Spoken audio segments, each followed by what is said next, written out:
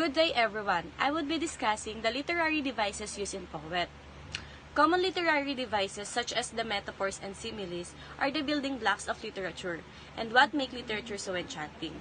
Language evolves through the literary devices in poetry and prose. The different types of figurative language makes literature spark in different ways. First, let us define what is literary devices. Literary devices are ways of taking writing beyond its straightforward, literal meaning.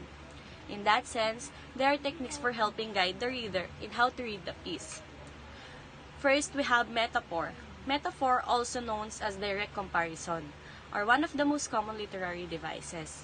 A metaphor is a statement in which two objects, often unrelated, are compared to each other. Example of metaphor is, this tree is god of the forest. Next is simile.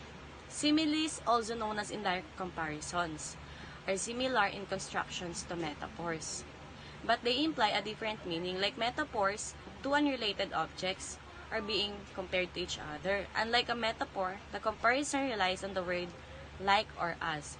Example of simile is, this tree is like the god of the forest, or this tree acts as the god of the forest.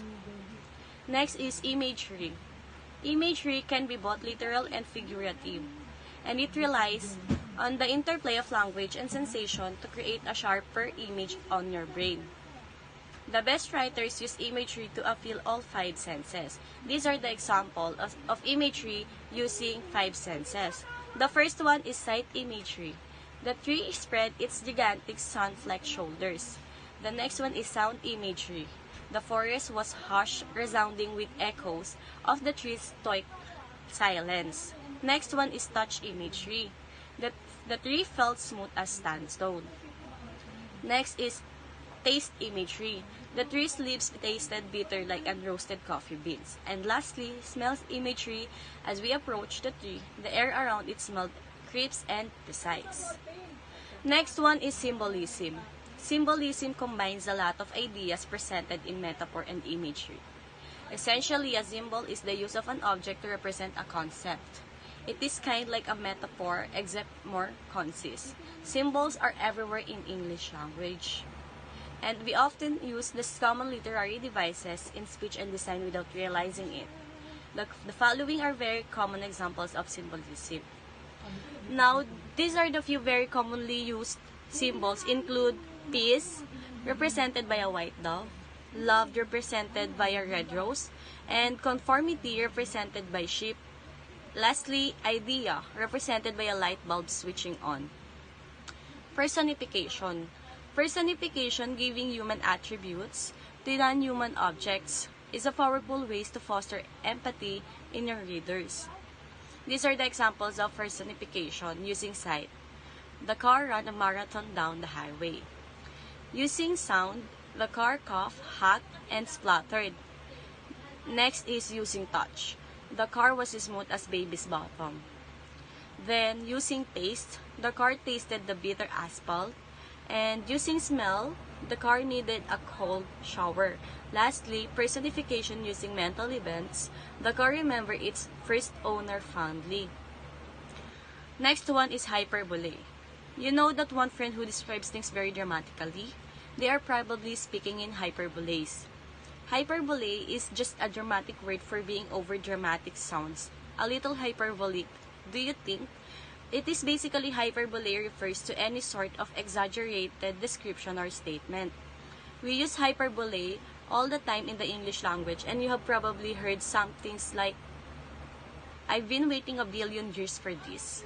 Then, I'm so hungry I could eat a horse. Just like, I feel $1,000,000. Lastly, you are the king of the kitchen. Those are the examples of hyperbole. Next one is irony. Is irony a literary device? Yes, it is, but it's often used incorrectly. People often describe something as being ironic, when really it's just a moment of dark humor. So the colloquial use of the word irony is a bit off from its official definition as literary device. Next is juxtaposition. It refers to the replacement of contrasting ideas next to each other, often to produce an ironic or thought-provoking effect. Writers use juxtaposition in both poetry and prose, though these common literary devices look slightly different within each realm of literature. In poetry, it is used to build tension or highlight an important contrast. Consider the poem A Juxtaposition by Kenneth Burke, which juxtaposes nation and individual, treble and bass, and loudness and silence. The result is a poem that, although short, condemns the paradox of a citizen trapped in their own nation. These are the examples of juxtaposition. First is, I crossed the town from her wedding. The bank robbers were tying up the hostages. Next is, I put the box of chocolates on the coffee table next to the gas mask. Next is allusion.